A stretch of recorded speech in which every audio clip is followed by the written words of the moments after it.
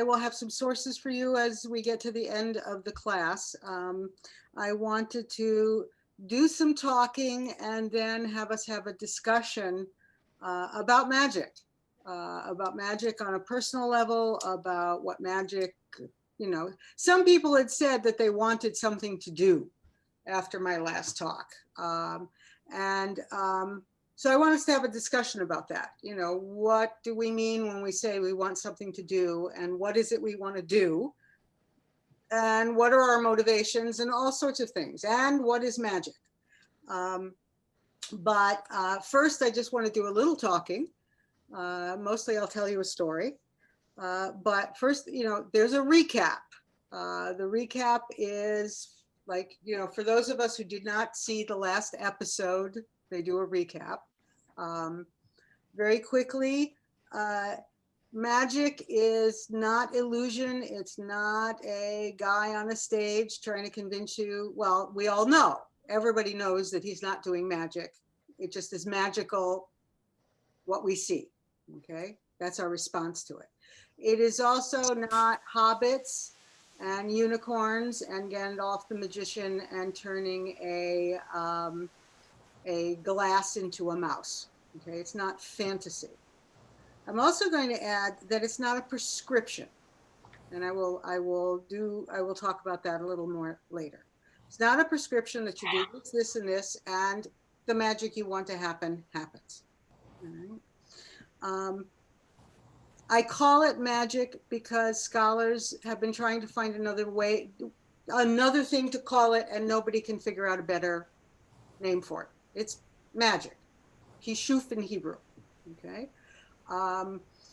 Magic is not left brain. It is right brain with a teaspoon of left brain. My favorite line is from Yuval Harari, who says, he can't tell you what magic is, but he knows it when he sees it. And I think most of us do. So that's my really tiny encapsulation of magic. Notice I have not told you what it is. Like Maimonides, we can only say what it is not. The other thing we need to know, which I mentioned last time too, was we're in a very left brain world. And it's so left brain, that's why we have trouble explaining magic, because we don't even have words for it. It's not even in our language. We all have to leave our left brain at the door for now. The left brain wants a prescription, it wants statistical validity, it wants lab tests, it really wants those things to categorize, to pigeonhole, right? To separate into categories. Right brain wants connection, sees connections between things. Right brain is also about perceiving. And they now have studies in the brain that we perceive things, children perceive things long before they can name them. So we all have perceptions and ways, and I think a lot of our God experiences are that way. It's an experience we have that we don't have any words for. And I think that's gotten much worse in the last 200 or 300 years. One of my examples is, as a therapist, I've witnessed the medicalization of psychotherapy. Today, if you're diagnosed, first thing that happens, you may be diagnosed not even by a therapist, but by your doctor. Your doctor will prescribe depression medication, antidepressant medication, and that will be what your doctor does to help you get better. As a therapist, I know that antidepressant medication doesn't help somebody if their life is depressing. That's right brain. It's connected. The mood is connected to relationships. Do they have enough money to pay their rent? Are they in a job that's killing them spiritually, right? Are they in a bad relationship? Right brain and left brain are supposed to work together. So when it works together, a person gets antidepressant medication to get them to the point where they have enough energy to make the changes they need to make in their life so their life becomes less depressing. Right? That's an example of them working together. So that lets us know that we need the left brain. But for now, we are so loaded with the analytical mind that like last week, I just want you to leave it at the door. So I'm going to tell you a story. Story encompasses a tremendous amount of the issues in magic practice. It's from the Talmud, and it's called the Oven of Achnai. If you're going to take a Talmud 101 course, or generally I'd say 80% of the time, if you're going to take an introduction to Talmud course in your synagogue, right, they start with the Oven of Achnai. Now it's interesting because Achnai means snake. So I don't know, the oven of the snake, which kind of gives you an indication of the story. It's a very popular story. The rabbis love it, right? So the story is that a guy comes to the rabbinic court and he's got an oven and he doesn't know whether the oven is pure or impure, okay? All of the rabbis except Rabbi Eliezer say it's impure. Eliezer says, no, it's pure. And they say, no, it's impure. He goes, no, it's pure. It's pure. And then he says, look, if this oven is pure, if I am right, let that tree move. And the tree picks up with its roots and walks 5 feet, plants itself 5 feet away. The other rabbis say, we don't make decisions by trees. So he says, okay, if I'm right, let that wall fall down. And the wall that was right above the rabbis falls until it almost crushes them, and then it turns back. And they say, we don't make decisions by walls. And then Eliezer says, if I am right, let heaven witness me. And a bat kol, a voice from heaven, comes down and says, guys, Eliezer's right. Okay? And the rabbis say, we don't make decisions by voices from heaven, which is, by the way, if you know Talmud, it's, by the way, a lie, because the decision of whether to go from the school of Shammai or the school of Hillel was decided by a bat kol. So if you know Talmud, you already know they're lying, right? But they say, we don't make decisions by voices from heaven. Torah was given to human beings, and once it was given to human beings, we're the ones that make the decision, okay? And the story ends with Elijah comes to God and says, how do you feel about this? And God is laughing, saying, my children have defeated me, right? It's a very sweet story, except there's a chapter 2. Chapter 2. The rabbis are concerned about Eliezer because he's very powerful. And he did all these things to prove he was right. So what do they decide to do? They decide to kick him off the rabbinical court and excommunicate him. They've even got to figure out who's going to tell him, because they're afraid whoever tells him is going to get killed. So Akiva tells him, gets out safely, but Eliezer is crushed. And he's also really angry. Now his wife is Ima Shalom. I want you to pay attention to that one. Ima Shalom. She also knows about power. And she knows that if Eliezer prays the prayer Tachanun, that his broken heart and his power is going to cause the head of the rabbinic court, Gamliel, to die. He's going to kill Gamliel, who happens to be her brother. So Ima Shalom keeps an eye on him, distracts him, never lets him say that prayer. And then one day, somebody comes to her door. Right? Those who are kind to her say that it was a poor person needing food, less kind that it was business, right? The important thing is Ima Shalom, someone came to her door, she couldn't ignore that someone. She goes to the door, Eliezer immediately says the prayer, and Gamaliel dies. Eventually, Eliezer, by the way, gets sick, hopefully over this, and he dies too.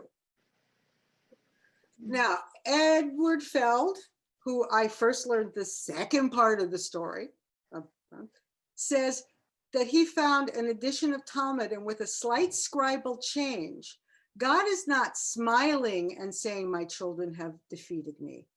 God is bent over saying, my children have defeated me. All right.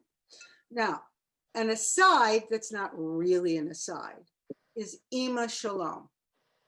In another section of Talmud, there's a discussion of all the magic stuff that we think that the Talmud forbids us to do, right? Incantations, amulets, potions.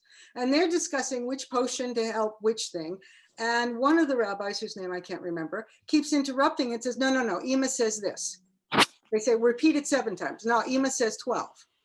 You have to do this. No, Ima says this. He's correcting them. Now, he doesn't say Ima Shali. He doesn't say my mom. He just says Ima. And the commentators assume that means it's his stepmother. But a feminist scholar has done a lot of work on this and how women get erased from text. And she's realized that comparing with other societies in that area, Ima was a title, right? Not so far-fetched, right? If you go visit a Catholic priest, you call them father. Ima was the title for a woman who also did magic.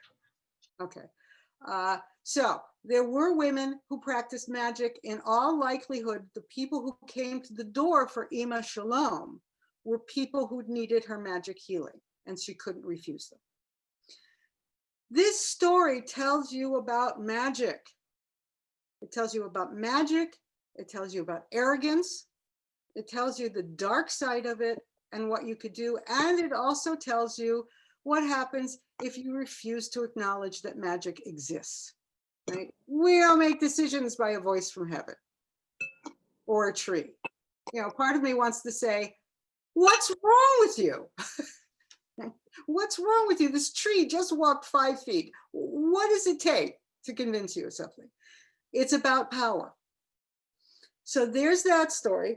The last story is a tiny story that I just engaged in last week when I visited my kids. When my kids are there, when I visit my grandkids, we do God talk. I have them in the morning, so we do a little blessing before we eat. And my oldest grandson, who's going to be 7 and is very concrete, he says, I don't believe in God. I don't want to say the prayer, I don't believe in God. I said, well, that's okay. But he goes on. He gets a little teary-eyed and he says, God doesn't love me. I don't want to pray to God. God doesn't love me. And I thought, whoa, that's very different than I don't believe in God. And I said, why do you think God doesn't love you? He said, because I really prayed. I wanted the big edition of, I can't remember it, some Star Trek or Star Wars huge Lego model. I wanted the big one and I prayed for it and I didn't get it. Mm-hmm. That's the other danger of magic. Right? That's the other danger of magic. It's wanting to use it for something you think is important and you need, and maybe it's not. And it didn't go to, I don't believe in God. It went to a more painful place. There is a God, and that God doesn't love me. So those two things encompass the dangers of magic, right? Magic comprises many practices. It comprises prayer, right? Many of our prayers in the Siddur are magical prayers.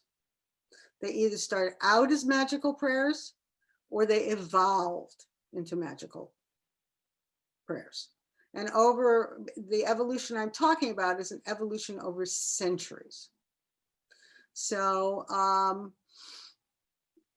I don't know if you've ever walked onto the bima of an old synagogue, but if you walk on, it's really special if the sanctuary is empty and you walk onto that bima and you stand there, you can feel it. You can feel the energy of generations of people having prayed there. My teacher, Reb Zalman, once said that there's a reason why, there's a reason why I'm really involved in the Jewish mythology, and I really don't get the Catholic mythology, Christian mythology. It doesn't do anything for me. He says, you invest in the myth, and the energy that you put into the mythology makes the mythology stronger and more sacred, and then it gives energy back to you, right? You set up an energy loop, right? The person I work with at the Center for Religious and Spiritual Life is Christian. It is very important and sacred to her. She has given her myth energy. It gives her energy. My Moses myth, it gives me energy. I lend energy to it. So prayer is magical. There are amulets, there are holy names of God. There are magic books and how-to with recipes. Most of Jewish magic is about healing. There is magic about harming, but it's not really cool to be used. And I think I mentioned one other time, I've got a book, Shoresh Hashemot, which was not published until it was censored. And I have gone through the book, and I am now positive the censoring was taking out curses. I think because cursing people is dark and it's damaging. And I think also cursing is from another era. One of the ways that magic has survived the disenchantment, the age of disenchantment, is that magic evolves and it adapts. It's kind of like us as Jews, right? A totally biblical Jew from the time of the Bible would not recognize what's going on, because we live and breathe and time creates an evolution. So I don't think that cursing is appropriate for this age. I think using magic for healing has been most of what it has been used for and should be used now. But if we talk about using it, what do we mean? So what I'd like to do is spend some time discussing what magic may mean to people, and if they did magic, what they would want it to do for them, what they would use it for. Now, I'm going to say that I'm going to give you another story. I used to go with a friend to Quaker meeting, and occasionally somebody would be called to speak. In Quaker meeting, God calls you to speak, and it's a message that the whole group of friends need to hear. And after going a couple times, I asked my friend, well, how do you know it's from God or just their own thoughts?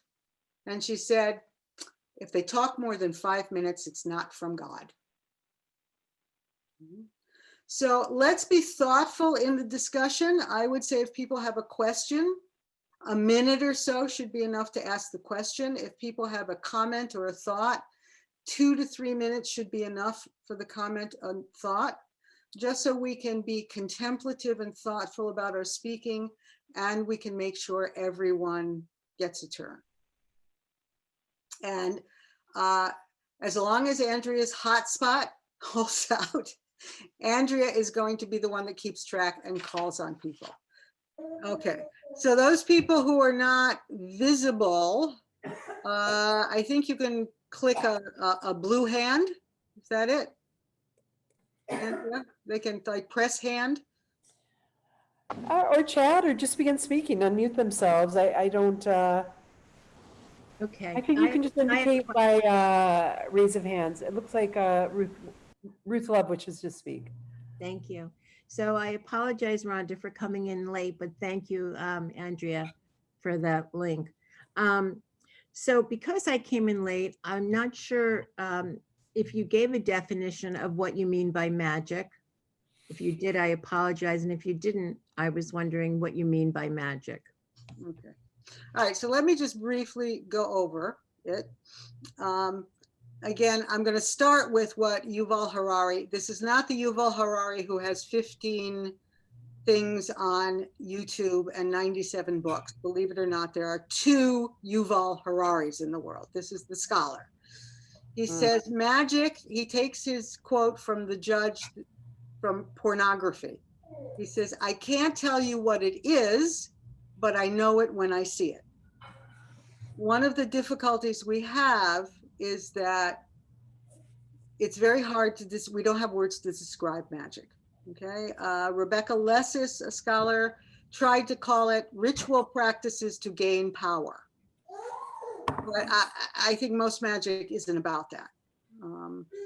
I consider it a third kind of prayer, or a fourth kind of prayer, kind of intercessory prayer, but bumped up several notches.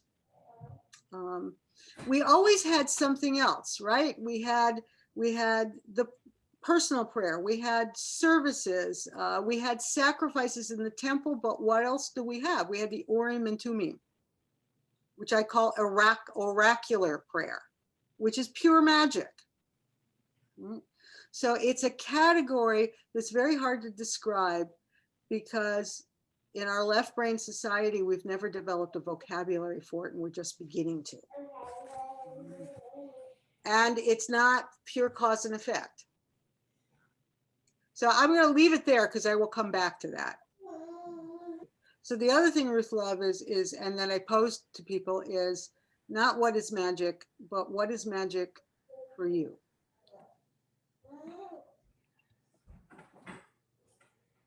Thank you. Jackie, I think you were next. Yeah. So I too had trouble getting in, and I think the getting in is a little bit of what I finally getting in, because Andrea sent us the link, is a little bit of what I sometimes experience as magic, is when things, and I don't know if this is what you mean, but it's my language for it, when I'm out of the way and things just flow. Mm-hmm. So we couldn't get in, the link didn't work, kind of let go, and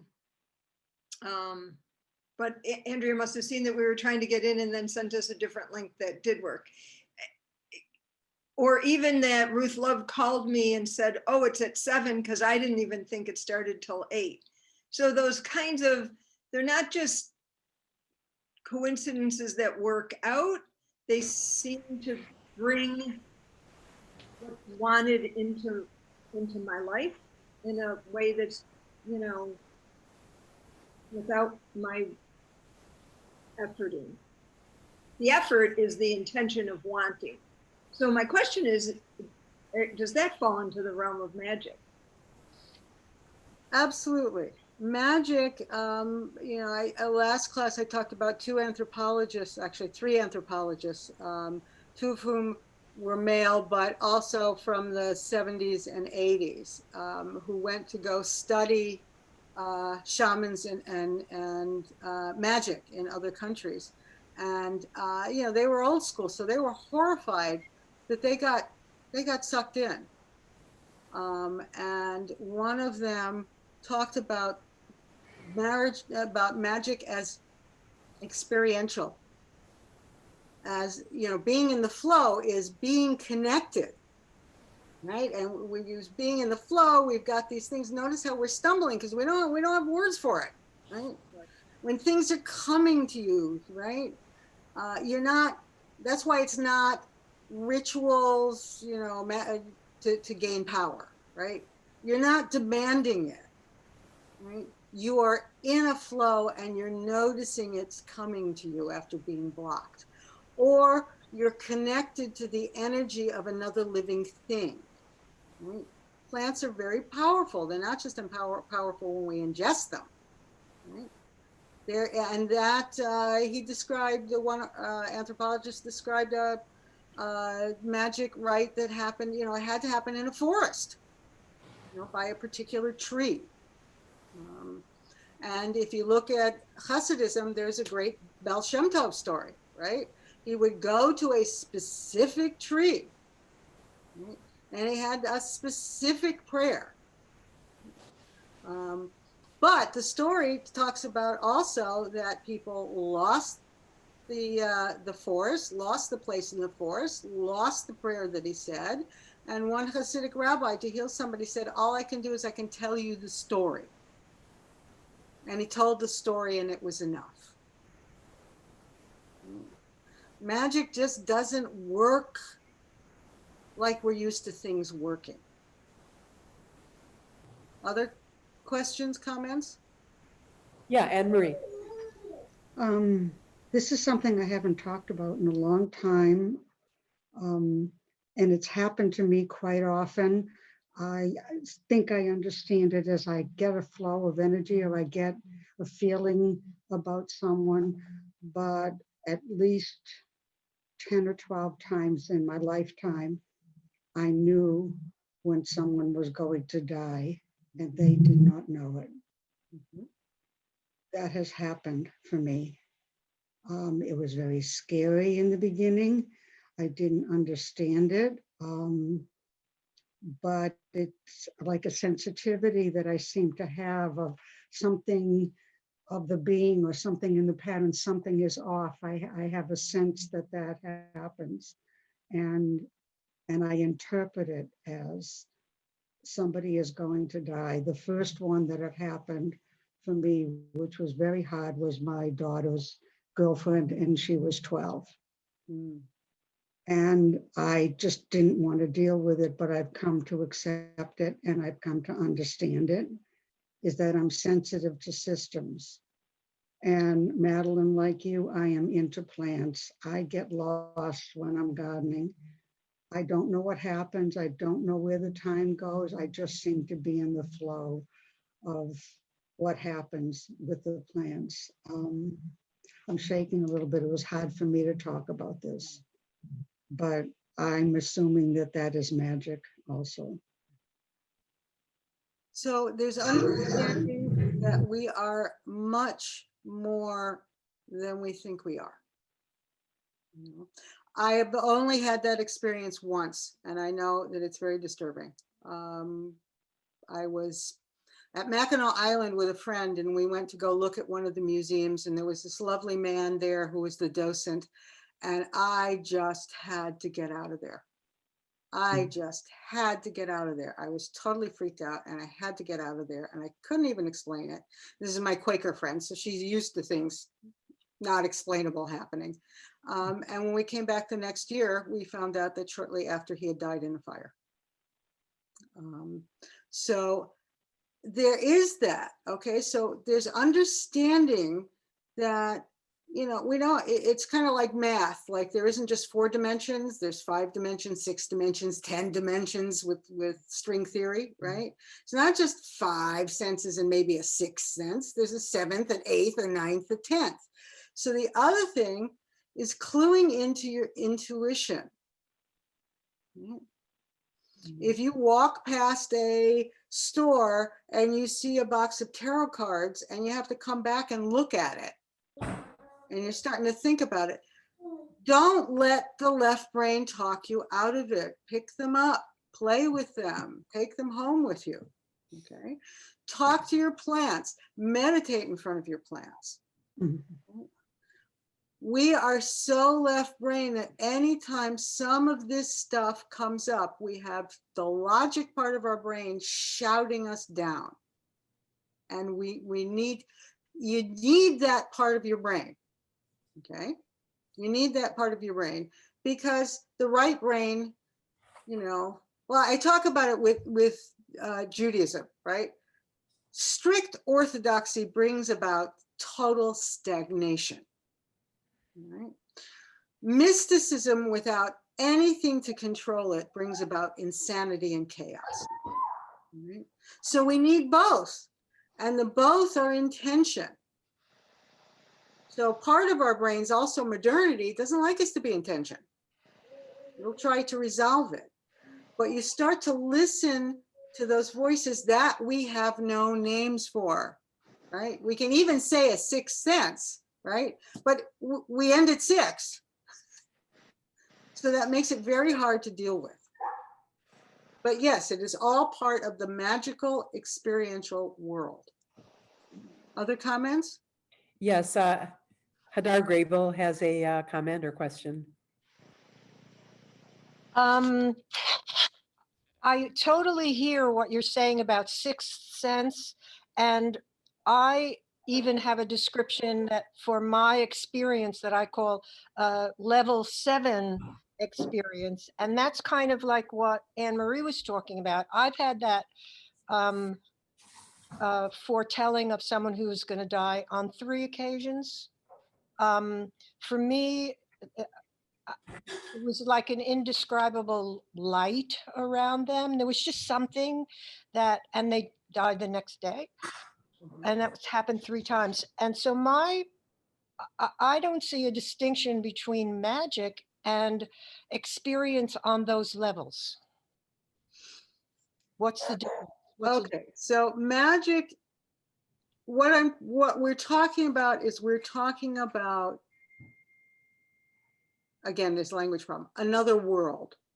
We're now into a world that's very different from the world of our everyday, or what the everyday world tells us that we need to be.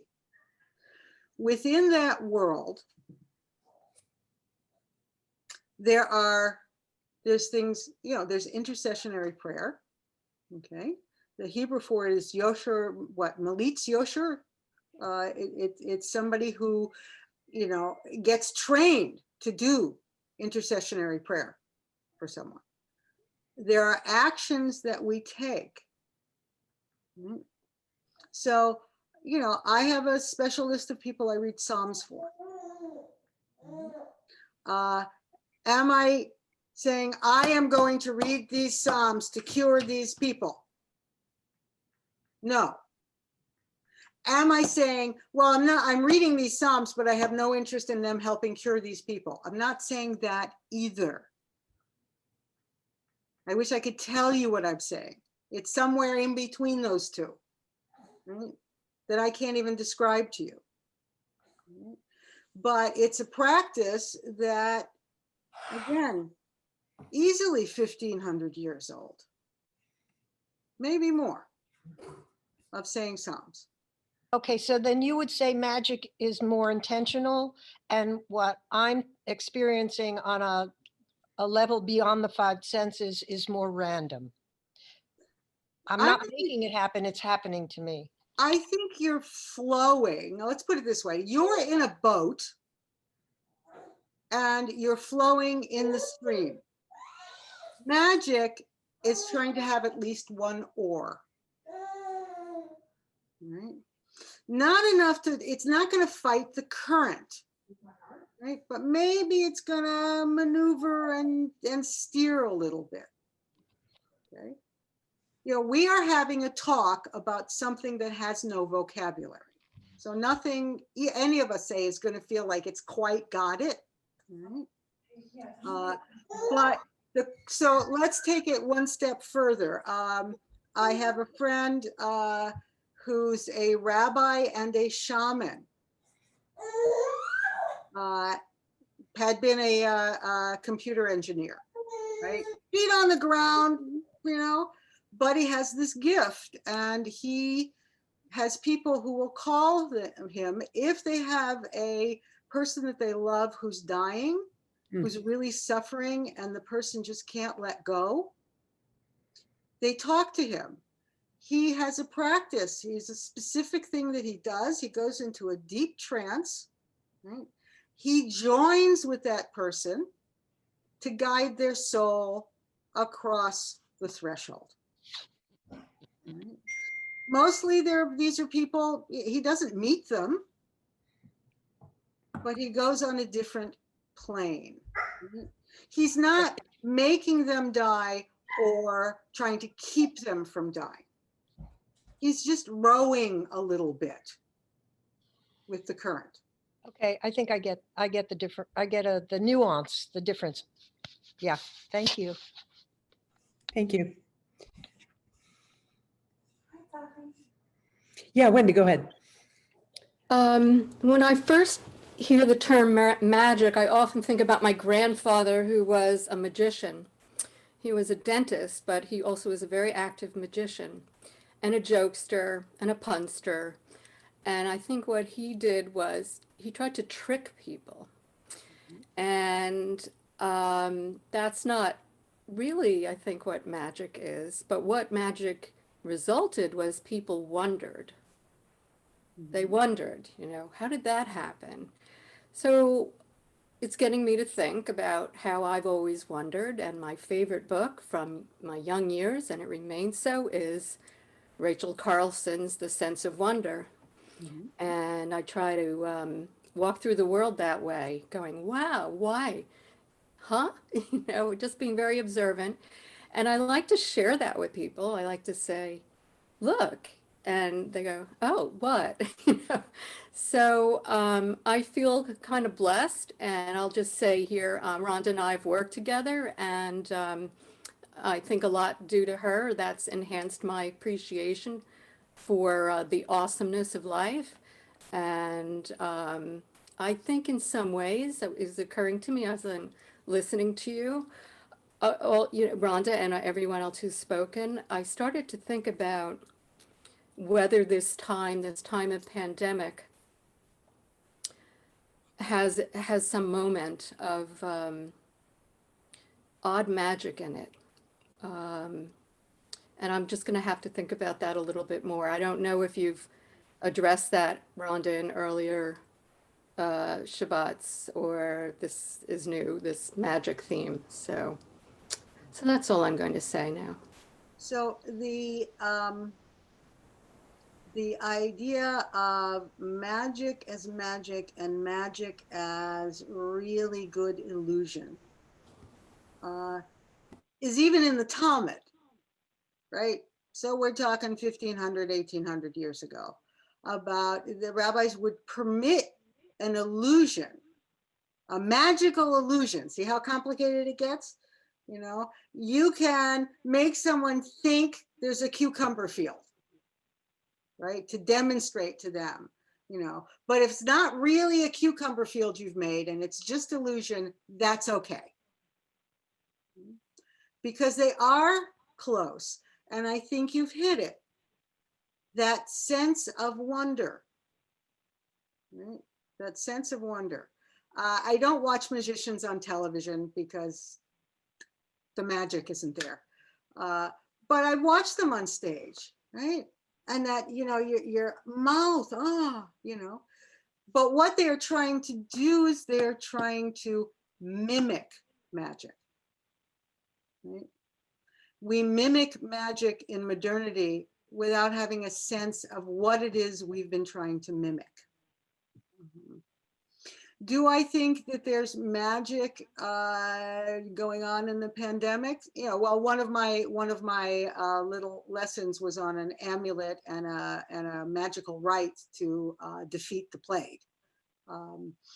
I think that this is an extraordinary time.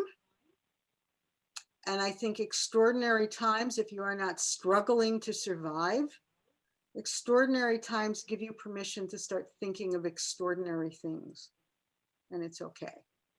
And I think for me, that's what this time has given me. Other questions, comments? I'll share something that has been of interest to me, because where's the root of this in our tradition? And of course, there's portions of Torah that encourage us to disregard omens and certain kinds of witchcraft, if those words are accurately translated, but then. But the other thing that I like people to know about is that our prophets were in a course of training, that there was actually training to become a prophet. And if you think about the stories that you've heard about Elijah and Elisha and so forth, that they were doing stuff like making a limited amount of food continue to pour forth in abundant way until everything was satisfied, all the needs, and walking on water, finding lost objects, raising the dead, causing disease, ecstatic states. All these things are mentioned around Samuel or David or Elisha and Elijah. It's very, and so in a way, if you can learn this technology, it really busts up the definition of magic, because isn't magic. It's more like some kind of skill development. Mhm. Yeah, that comes from this threefold logical, right? Emotional, sensory, psychic in the sense of psychological, and this third thing, right, that at one point you could train for, to be able to be in this world, use this third world to begin to affect the other worlds. And I think that's, we've almost lost it. I think it's very interesting that in the last 20 to 30 years, it's starting to bubble up. And I said in the last class that it's very interesting that the New Age hit Israel. But the way it hit Israel, across the board, from Israeli pagans to the most Orthodox, right? If you're a really cool rabbi now in the Orthodox community, it's not just the Talmud you know. Do your blessings work? Are your amulets effective? And messianic stuff is bubbling up in the Orthodox world. So texts that had not been published before, that had been hidden away, have been printed.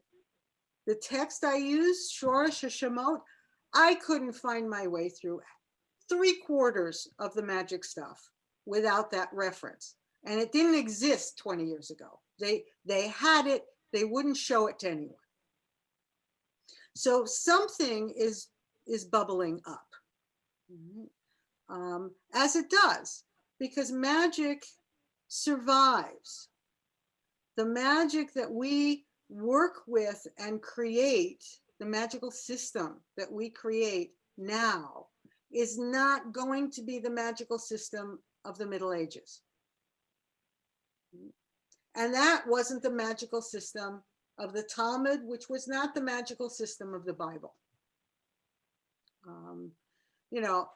Fundamentalists, it's always amusing when I talk to fundamentalists, because they talk to me as a Jew and they assume I am frozen in the Old Testament. Right? And that's why, if you think of somebody as frozen in a previous era, you can't imagine how they can continue to be who they are. Once they understand that it's evolving, right, and growing and getting depth, it becomes a different discussion. So one question I want to ask quickly, and then I'll go to some sources, is, all right, if you would like some magical things to do, why and what would you do with them?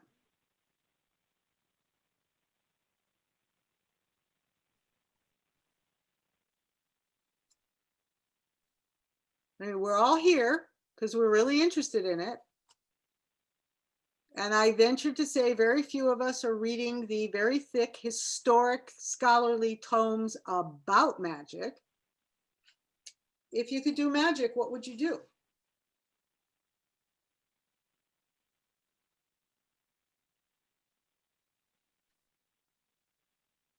Carol, do you have your hand up? I would have the truth spoken and everyone hear that truth.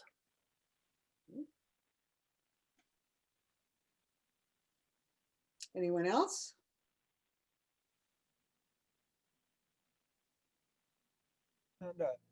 And, you can hear me. Yes, Michael, yes. What I like to do is heal people or sick. Thank you. Lynn?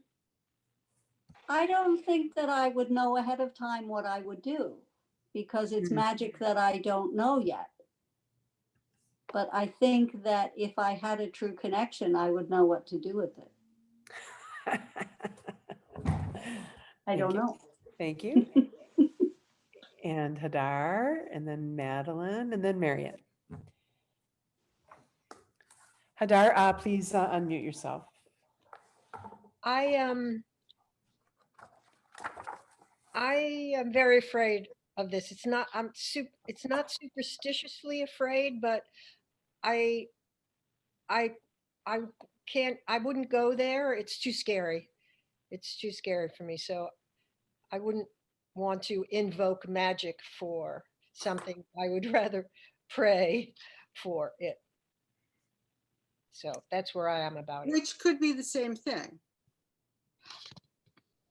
Okay, well, that's my original, my original thing that I wondered the difference between, why is it arose by any other name? If something way beyond the five senses occurs, or one can make it occur, is that what we're already doing, but we might not be aware of it? It So just seems too scary. I'm going to give you two rabbinical answers. I don't know. And the stronger rabbinical answer is no one knows. I think, again, I think of this as, wafting, if fog could have tendrils, right? Where it wafts in and touches things and permeates. In some places it's thicker, in some places it's thinner, but it's still the same fog. Mm. It's still the same fog. And if you, there it is. That was a magic letter. This is from a cloth that I got written by a rabbi in Tzfat, and it's very big, but he was an Right. old man. He could hardly see. Okay. And this was his cloth. So you don't have any worries about his intention. It's purely an act of love. He's even doing it when he's going blind. Okay. Then you have no doubts. Okay. So if you go on YouTube and if you go, protection against the plague,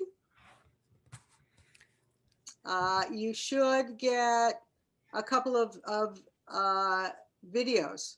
It won't have it'll just have text and you'll hear it chanted. Okay. Because, all right, let's go. Wait, let me give you a couple things. How many people have noticed in an Orthodox prayer book the foods that are symbolic foods to eat on Rosh Hashanah? Find that out. That is a magical practice. It's not quaint folklore. Right. I mean, the only one I remember is the head of a fish because I would never eat the head of a fish. But you eat the head of the fish and you say, in this year, may I be the head and not the tail.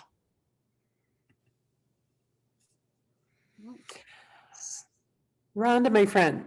Yes. We started a little bit late and I thought we would have the main part of the talk go for about an hour. So I just want to do a check-in and an agreement and see, I know Okay. you want to share some resources. Did you want to explain to folks how to use them and what other components would you like to give over? Yeah, and yeah, this is actually coming in for the landing. Saying Psalms. All right. What I need to tell you is that you have to do it in Hebrew. There are no shortcuts in magic. The energy you put in is the energy you get out. If you are a Catholic doing magic, you're going to do it in Latin, not English. These systems were based on a Hebrew prayer book. So one of the resources that I have, Andrea is going to put it in the chat. I wonder if people have it already. I thought I did put it in. Do you have it? It says Psalms, transliteration, translation. Hebrew, transliteration, translation. I'll post the You whole got it? thing again. Okay, is it on there? Maybe, but I'm going to repost. Yeah, I see it when I press chat. Okay. Okay. So you have an English transliteration so you can pronounce the Hebrew. Psalms have an incredible level of magic in them. And they were right in my religious school, even though they didn't know the reasons why they were right. You do not need to know what it means. That's left brain. Here is a prayer before saying Psalms. Okay, I'm just going to give you one line of it. May the merit of these Psalms be stand in our favor. The merit of their words, their letters, their vowels, their cantillations, together with, here's the important one, the holy names that are formed from the first letters and the final letters of special words. So there is a sense that there are healing names of God encoded in Psalms. And that reading the Psalms in Hebrew allows you to put that kind of energy out. And any traditional, you won't get it in this one, but a traditional Psalm book will, and you can look it up, specific Psalms to say for people who are sick. The other source I'm going to give you is the Book of Sacred Names by Jacobus G. Swart. And I'm going to show it to you. Okay. I don't think he's Jewish. He may be, but he's never claimed to be. He does kind of occult magic work, but his scholarship is amazing. Half of my shelf I discovered through his finding the Hebrew sources. He only works in Hebrew. He only works in Hebrew. What's nice about this book is that the first part of the book will introduce all of the Hebrew letters, but in a magical Kabbalistic context. So it's an easy way to learn the letters. And he's got enough English. He's got plenty of English. You know, he speaks English. Okay. So the explanations will be there. Online is Shimush Tehillim. All it's going to give you is a chart. The chart is what psalm for what thing that's wrong. Uri Raz, it's free to join academia. If you join academia, it's there. It's a little, I couldn't find it exactly, but it's on the internet. Academia has it. He has the magical use of Psalms. He's got it in English. But again, Hebrew. The thing is that you don't have to know how to read the whole Psalm. Find one line. There's actually a prayer and an intention, especially when you're praying for the sick. May this line or this paragraph count, or this psalm count as if I had read all of the Psalms. May it have that power as you recite the one line. So it's not an impossible thing to do, but it takes work. It takes work. And that's where you start. That's where you start. Rhonda, Yes. when you say we don't need to understand the words, I'm sure you're still advocating that we work our heart, our intention in a certain way. Isn't that correct? What not knowing what the words mean allows you to do is put your own heart and your own intention. Mm-hmm. And if you think about it, if there are names of God, powerful magical names encoded in Psalms, the combination of thinking, okay, there is a power encoded in this sentence, and I am really focusing that my heart and my intent be that there be healing for so-and-so when I say this line. Or my intent is that this plague be gone. There are certain Psalms, the last line of Psalm 90 going into Psalm 91. Boy, that's the one. If you can't do any other ones, if you never learn another Psalm in Hebrew, those are the ones those are the go-to ones. The last line of Psalm 90 and Psalm 91, you know, to banish sickness in case of danger. It's just such a powerful combo. When people were talking about what they want to accomplish, I want to end with two things. There is a line, and that's why I do this very small and with trepidation. And here's where I give a points to Hadar. In the Pirkei Avot, the sayings of the fathers, they have a line. It's for teachers. It says, beware lest you come to a well of poison waters. Your students come after you, drink thereof, and die. I am very careful with this note. In the saying, the teacher knows not to drink it. Mm-hmm. But the teacher hasn't taught in a way that the students know not to drink it. All right. The problem, Carol, with everyone telling the truth and listening to it is that might increase war. Healing, I don't know what happens. I am fairly comfortable with healing. Healing, I'm comfortable with. The question is, if we assemble the entire world to get us through this election, or we have this thing we really believe in and we're really praying for, but do we know what peace is? Is it still peace if there's hunger? Is it still peace if people who are fighting against oppression no longer can fight? It was the Millennium Falcon that my grandson wanted.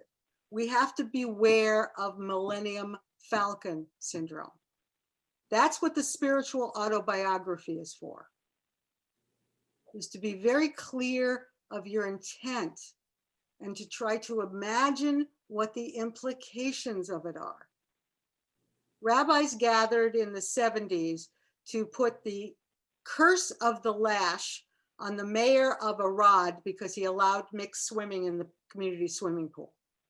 He didn't die, but there was a huge tsunami that hit Bangladesh and destroyed the country. Same week. Are they connected? I don't know. It's the other reason not to do curses. Dip your toe in the water. You can't make a mistake with healing. You can't make a mistake with healing. If you want to heal the world, okay, if we want peace, but again, for me, peace is such a huge concept. I need to be laser focused on what I mean by peace if I am praying for peace. Mm-hmm. I need to be laser focused on healing. Chaim not Chaim Soloveitchik, Joseph Soloveitchik, the great Orthodox Talmudic scholar. When his wife was dying for cancer, he prayed every day for her healing. Fervently, believing that his prayer could change the course of the cancer, and he was devastated when she died. I'm not sure that's a proper use of magic. You know, what I've gotten to from my study is I'm very tentative with it because it's much bigger. It's a whole way of being in the world that we just touch, right? That we just touch. Oh, this happened, and I was thinking this would happen, and it did. Or, I get a sense of power from the plants. Or, oh my God, I feel like this person's going to die. Right? We just touch that world. We have to learn to get comfortable in it. My friend who's a shaman is comfortable in it. Right? But notice, he's got a narrow focus. That's what he does. Not even being generally a shaman. He's a shaman who helps people die when they need to die. So you will get that from your spiritual autobiography and your mission statement. You start there. It's also about a great deal of self-examination. Okay. This has been fantastic. Thank you for opening. And it is really an opening. And I know that was your intention, was to open a conversation with us. Last time we met and spoke, it was also very fascinating. And people were very insistent on getting like practical help on how to do it. And you've really done a good job of helping us put our oar in the water so we can guide how we're thinking about this. So I really want to appreciate that. I want to remind people that if you want to look up any of the resources, you should copy and paste them from the chat, because that won't be available after our conversation has ended. And I'm also posting right now and encouraging people to support programming like this at Temple Israel if you're able to and wish to. And that's our Stripe donation bar if people are able to support our programming in this way. We offered this to the public, and it is free to members, but whoever wishes to, members or non-members, can certainly support this. And I think maybe last comments from Rhonda. Okay. Can we do that? Yeah. I think what I like to do for a last comment is just everybody breathe. I'm going to do Vihi Noam, which is the last line of Psalm 90. I'm going to do it with a melody from Hannah Tiferet Siegel, which is very, very different than her usual melodies. When I sang this for somebody, they said, oh, it just came through her. It's one of her early melodies. Mm-hmm. And you can hear the difference. And my voice is my voice, and I've been talking for an hour, so. Yehi Noam Adonai Eloheinu Aleinu Yehi Noam Adonai Eloheinu Aleinu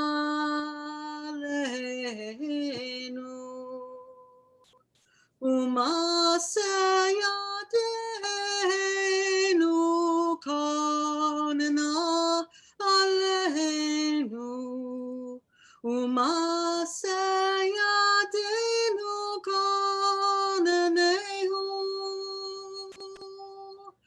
Umaseh Yadeinu Konena Aleinu